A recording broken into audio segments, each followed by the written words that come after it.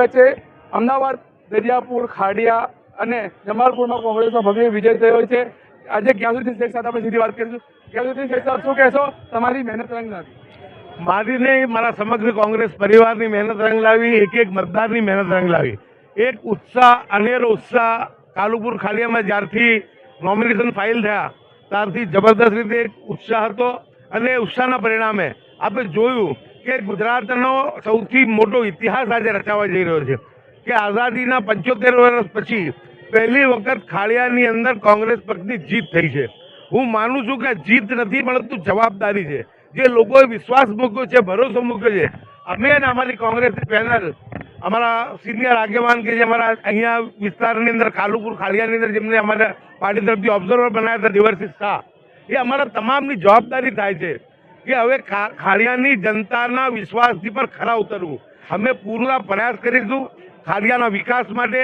ખાડિયાની અંદર જે કોમર્શિયલ બાંધકામો છે હવે વધુ ના થાય, હેરિટેજ બિલ્ડિંગો છે એની રક્ષા થાય, પાર્કિંગની સમસ્યા દૂર થાય, સારી શાળા હોય, શિક્ષિત ખાડિયા હોય અને અમારે જે સ્વાસ્થ્યની સુવિધાઓ છે એ પણ મળી રહે, એટલે પ્રાથમિક સુવિધાના પણ કામો આપીશું। અને સૌથી વધારે કે અમારો કોટ વિસ્તાર શાંત અને સલામત અમારો કોટ વિસ્તાર રહે, કોમી એકતા રહે, ભાઈચારો રહે। જે રીતના આ ચૂંટણીની અંદર અમે નારો હતો કે હિન્દુ મુસ્લિમ સાથ ચલેગા, કોંગ્રેસ કા રાજ ચલેગા, એટલે હિન્દુ મુસ્લિમ બંને ભેગા મળીને કાલુપુર ખાડિયા, દરિયાપુર, જમાલપુર જીતાડી છે। એટલે પ્રજાનો પણ અમે આભાર માનીએ છીએ। કોંગ્રેસની વિચારધારા છે કે તમામ ધર્મને સર્વ ધર્મ સંભાવ, તમામની સાથે એક જ રીતે વિચાર, એક તમામને સમાનતા મળે, પ્રેમ મળે, ભાઈચારો મળે, વિકાસમાં બધા સહભાગી થાય, એ માટેનો પ્રયત્ન અમારો જારી રહેશે। દરિયાપુરમાં તમારી પેનલ જીતી છે અને 2022માં તમારી હાર થઈ હતી। MIM પાર્ટી અને આમ આદમી પાર્ટી તમને નડી ગઈ હતી અને આ વખતે MIM પાર્ટીનો સુપડો સાફ થઈ ગયો, શું કહેશો તમે? MIM પાર્ટીનો સમગ્ર ગુજરાતમાં સુપડો સાફ થયો છે।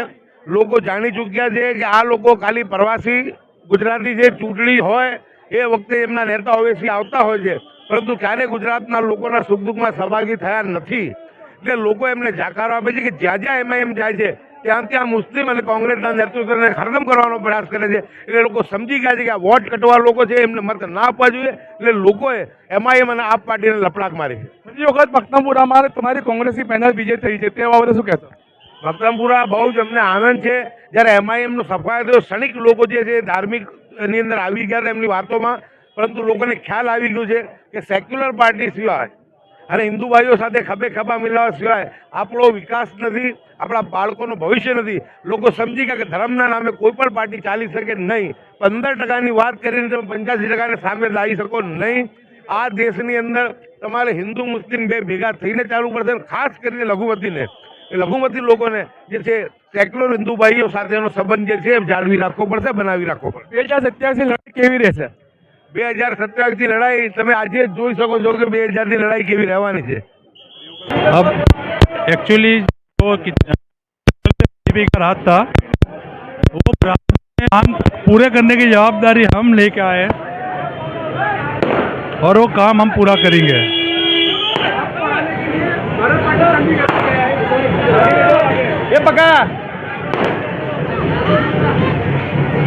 भारत पाकिस्तान करके वो डाइवर्ट कर रहे थे इलेक्शन को, क्योंकि उनके जो मुद्दे थे उससे भटकाने की पब्लिक को कोशिश की, लेकिन पब्लिक ने वो कोशिश में वो नाकाम रहे, क्योंकि पब्लिक हिंदू और मुसलमान दोनों ने कांग्रेस को इस मर्तबा वोट दिया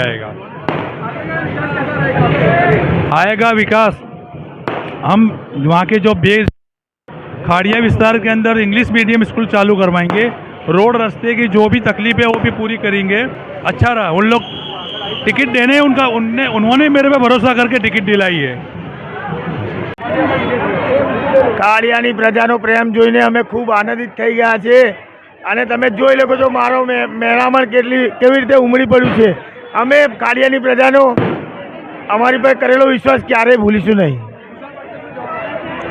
મુસલમાનને કંઈ નહીં કહું, અમે અમારું કામ કરીને જવાબ આપીશું।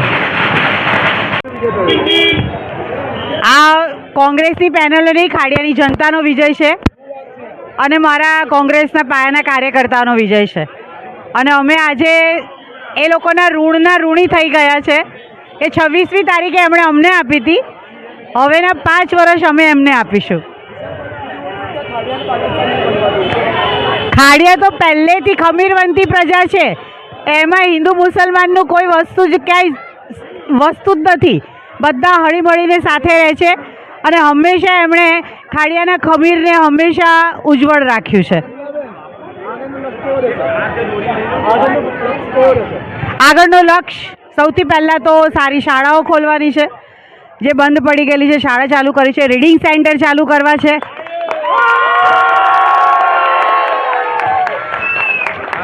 મહિલાઓ માટે એક સારું હોસ્પિટલ ખોલવું છે અને બધાને મારી બધી મહિલાઓ છે ને પોતે પોતાના પગ પર ઊભી રહે એવા સ્વાવલંબન બનાવી છે. મતદારોની વચ્ચે રહીને મતદારોનું કામ કરીને એમની આશાઓને પૂરી કરીને અમે એમના ઋણને ચૂકવીશું.